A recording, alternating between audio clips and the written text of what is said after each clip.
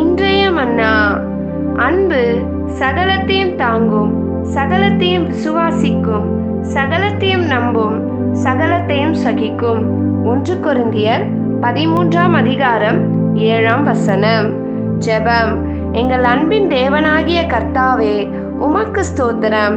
நீர் அன்பே உருவாய் இந்த உலகத்தில் வந்து எங்களுடைய பாவங்கள் அக்கிரமங்கள் எல்லாவற்றையும் சிலுவையில் சகித்து எங்கள் மேல் நீடிய பொறுமையாய் இருந்து நாங்கள் செய்யும் சகல உபத்திரவங்களையும் நீர் நினையாமல் எங்களை மன்னித்து எங்களுக்கு ரட்சிப்பையும் அபிஷேகமும் கொடுத்து உம்முடைய அன்பை நீர் ஒவ்வொரு நாளும் வெளிப்படுத்துகிறதற்காக உமக்கு ஸ்தோத்திரம்.